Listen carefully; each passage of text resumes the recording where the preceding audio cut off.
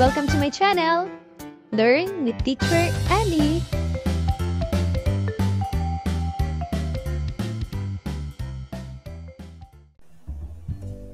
Matatag Curriculum, Makabansa, Grade 1, Quarter 3, Week 4. At ang ating tatalakayin ay tungkol sa mga tungkulin ng iba't ibang taong bumubuo sa paaralan. Pamantayang pangnilalaman, nauunawaan ang pagkakakilanlan ng sariling paaralan at ng mga taong bumubuo rito. Pamantayan sa pagganap, nakagagawa ng likhang sining mapatungkol sa sariling paaralan. Kasanayang pampagkatuto, na ipaliliwanag ang tungkulin ng mga taong bumubuo sa paaralan tulad ng punong guro, doktor, nurse, janitor, mag-aaral at iba pa. Simulan na natin mga bata. Day 1. Una, naiisa-isa ang mga taong bumubuo sa paaralan. Pangalawa, nakikilala ang mga taong bumubuo sa sariling paaralan. Narito ang isang panimulang gawain. Pagmasdan ang mga larawan sa ibaba at kilalanin kung sino sila.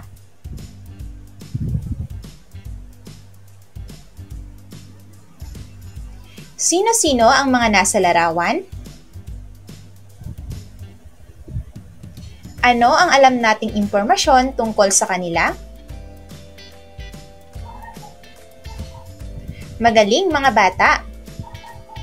Sa araw na ito, kikilalanin natin ang mga taong bumubuo sa paaralan.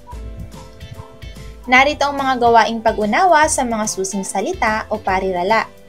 Guro, siya ang taong ang gagawin ay pagtuturo. Punong guro, taong namamahala sa isang paaralan. Janitor, taong tagapangalaga ng kalinisan sa isang gusali. Doktor, taong dalubhasa sa medisina na may trabahong manggamot ng mga tao. Nurse, profesional sa pangangalagang pangkalusugan na nag-aalaga ng mga pasyente at tumutulong sa doktor. Guardia, tao na may tungkulin magbantay at magpanatili ng kaayusan sa isang lugar upang maiwasan ang kaguluhan. Ating talakayin ang mga taong bumubuo sa paaralan. Una, guro. Taong ang gagawin ay pagtuturo. Pangalawa, punong guro. Taong namamahala sa isang paaralan. Pangatlo, doktor. Taong dalubhasa sa medisina na may trabahong manggamot ng mga tao. Pang-apat, nurse.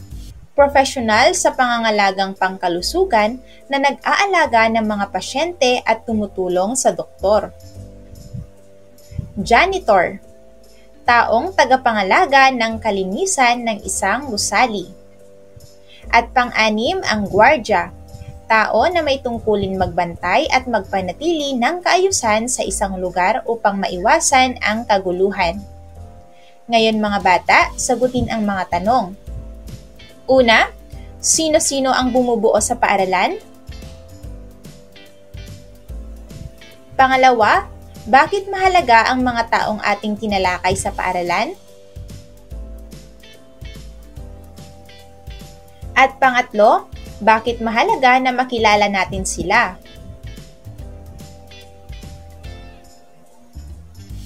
Magaling mga bata! Ang mga taong bumubuo sa paaralan ay ang mga sumusunod. Punong guro, mga guro, guidance teacher, doktor, nurse, guardia, janitor.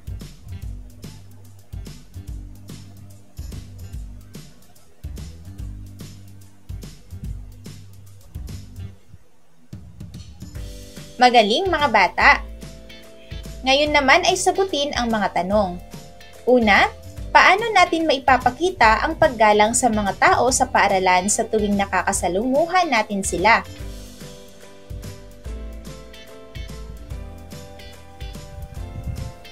Pangalawa, bakit mahalaga ang bawat taong bahagi ng paaralan?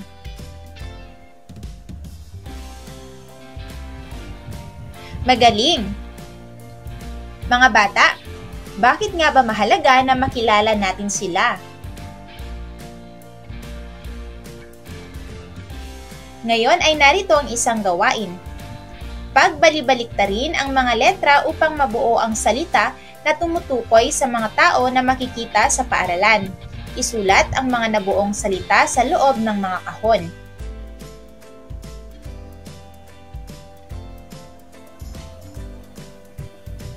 Day 2. Natutukoy ang mga bahagi ng paaralan kung saan namamalagi o nananatili ang mga taong bumubuo sa paaralan at nakapagpapakita ng kilos ng paggalang sa pagkilala ng mga taong bumubuo sa paaralan. Ngayon ay maglaro tayo. Handa na ba kayo? Ang ating laro ay tatawaging Sino Siya? Narito ang mga panuto. Magpapakita ang guro ng larawan ng mga taong bumubuo sa paaralan. Huhulaan ng mga mag-aaral kung sino ang mga ito. Maaaring isulat ng guro ang sagot sa pisara pagkatapos masagot ito ng mag-aaral. Babasahin muli ng mga mag-aaral ang isinulat ng guro sa pisara. Sa araw na ito, tutukuyin natin ang mga bahagi ng paaralan kung saan pumupunta o nananatili ang mga bumubuo ng paaralan. At gagawa din tayo ng mga simpleng mapa kung saan nananatili ang mga taong bumubuo sa paaralan. Narito ang mga gawaing pag-unawa sa mga susing salita o parirala. Opisina. Silid o gusaling ginagamit sa pagdaraos ng gawaing nauugnay sa isang tungkulin. Mapa. Larawang nagpapakilala ng hugis at nilalaman sa loob at paligid ng partikular na lugar. Kantina. Lugar sa opisina, paaralan, kampo o anumang pagawaan na maaaring mabilhan ng pagkain, inumin at iba pa. Klinika. Pagamutan sa isang paaralan. Ating talakayin ang mga bahagi ng paaralan kung saan namamalagi ang mga taong bumubuo sa paaralan.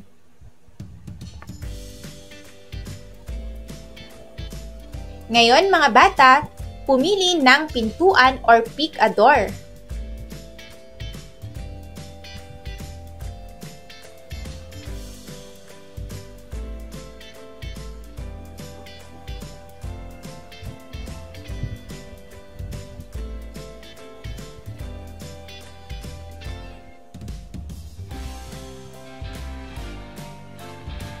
Magaling! Ngayon naman ay isagawa ang sumusunod. Tayo ay magkakaroon ng isang school tour. Mga alituntunin sa gagawing paglilibot sa paaralan. Una, pumila ng maayos at huwag makipag-unahan sa paglalakad. Pangalawa, maging magalang sa lahat ng taong makakasalamuha sa araw na ito. Pangatlo, iwasan ang pag-iingay. Pang-apat, iwasan na may galawin sa mga opisina o silid na bibisitahin. Panglima, makinig sa mga karagdagang alituntunin at panuto na ibibigay ng guro. At pang-anim, sa bawat opisina na bibisitahin, batiin ang mga ipinakikilalang tao bilang paggalang. Sasabihin ng guro na gagawin na ito palagi tuwing makikitang muli ang mga taong ipinakilala. Narito ang mga lugar na bibisitahin sa paglilibot sa paaralan. Una, opisina ng punong guro. Pangalawa, opisina ng guidance teacher. Pangatlo, klinika. Pang-apat, kantina. Panglima, silid-aklatan. Pang-anim, faculty room. At pang-pito, laboratories. Mga bata, ano ang iyong naramdaman habang ginagawa ang gawain? Ngayon ay isulat ang mga opisina o silid na nabisita sa pag-iikot sa paaralan at ang mga nakilala rito.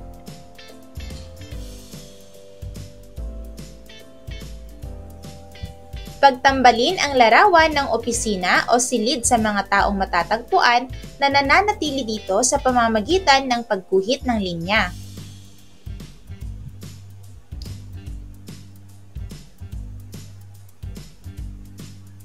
Day 3. Natutukoy ang mga bahagi ng paaralan kung saan namamalagi o nananatili ang mga taong bumubuo sa paaralan. At nakapagpapakita ng kilos ng paggalang sa pagkilala sa mga taong bumubuo sa paaralan. Ngayon mga bata, maglaro tayo. Handa na ba kayo? Ngayon ay lalaruin natin ang sino siya. Narito ang mga panuto. Magpapakita ang guro ng aktwal na larawan ng mga tao na bumubuo sa sariling paaralan. Tutukuyin ng mga mag-aaral kung sino ang nasa larawan batay sa kilos na sasabihin ng guro. Pumalakpak kung ang nasa larawan ay ang ating punong guro. Padyak naman kung siya ay doktor. Tumalon kung ang nasa larawan ay ang gwardya ng ating paaralan. Sumayaw naman kung siya ay janitor.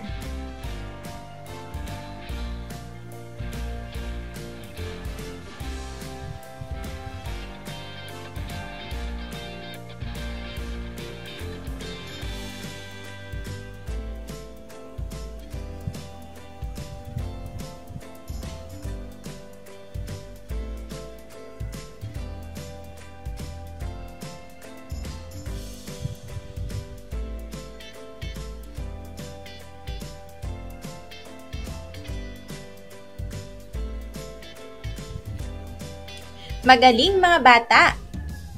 Sa araw na ito, ilalarawan natin ang mga guro sa ating paaralan. Tutukuyin din natin ang mga tungkulin ng mga guro sa paaralan. Narito ang mga gawaing pag-unawa sa mga susing salita o parirala. Subject: inayos na pangkat ng kaalaman, gaya ng matematika, siyensya, Filipino at iba pa. Tungkulin: obligasyong dapat gampanan. Ating talakayin ang guro at ang kanilang mga tungkulin sa paaralan. Mga bata, pagmasdan ang mga larawan sa ibaba at sagutin ang mga tanong.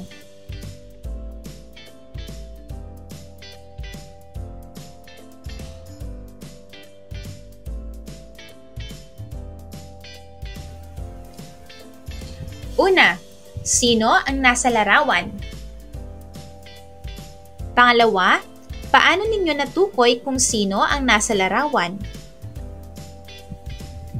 Pangatlo, sino sa loob ng silid-aralan natin ang kagaya ng nasa larawan?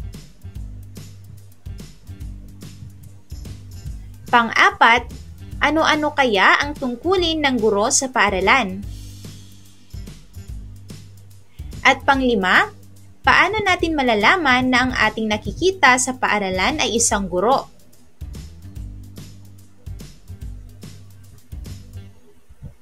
Magaling! Ang mga guro ang ating pangalawang magulang sa paaralan. Bawat klase ay mayroong gurong tagapayo. Ang mga guro ay maaaring may nakatuon na asignatura lamang. Narito ang mga paraan sa pagpapakita ng paggalang sa mga guro ng paaralan. Pagbati ng magandang araw. Pagmamano sa mga naging guro sa isang subject o noong kindergarten. Pagsunod sa mga panuto na ibinibigay ng guro sa klase. At pakikinig sa talakayan. Day 4. Natutukoy ang mga bahagi ng paaralan kung saan namamalagi o nananatili ang mga taong bumubuo sa paaralan at nakapagpapakita ng kilos ng paggalang sa pagkilala sa mga taong bumubuo sa paaralan. Ngayon mga bata, maglaro tayo. Handa na ba kayo? Ang ating laro ay tatawaging sino siya. Una, ang mga mag-aaral ay tatayo sa paligid ng silid na magkakaharap sa isa't isa. Pangalawa, tutukuyin ng mga mag-aaral ang inilalarawan ng guro sa pamamagitan ng pagtuturo sa mag-aaral na ito at sasabihin na siya po. Narito ang mga tanong. Una, sino ang iyong pinakamalapit na kaibigan sa klase? Pangalawa, sino ang pinakamapagbigay sa klase? Pangatlo, Sino ang pinakamasayahin sa klase? Pang-apat, sino ang pinakagusto mong kalaro? Pang-lima, sino ang gusto mong kasabay kumain kapag recess? Magaling mga bata! Narito ang mga gawaing pag-unawa sa mga susing salita o parirala. Mag-aaral, taong pumapasok sa paaralan.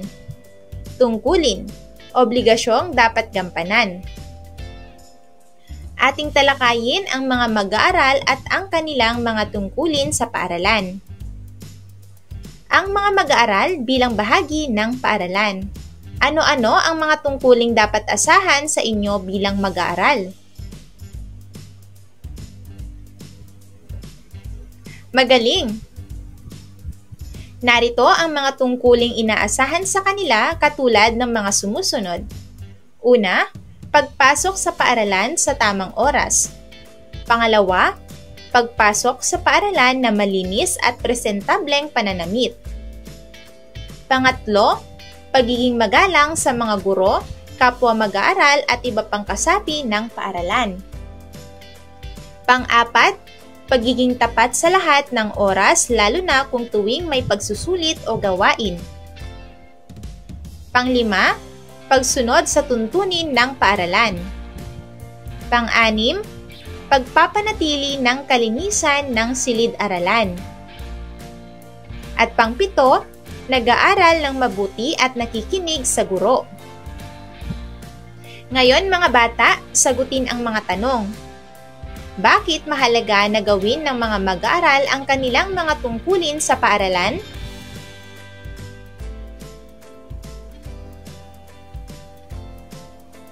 Magbigay ng inyong saloobin tungkol sa kahalagahan ng pagsunod sa tungkulin bilang mag-aaral.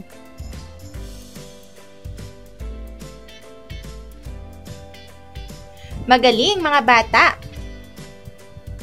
Day 5. Ikalawang lagumang pagsusulit.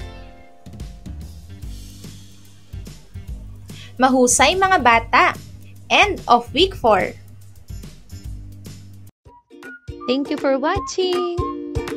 Also, don't forget to like, share, subscribe, and click the notification bell for you to be updated on our latest videos. See you on our next lesson. Goodbye!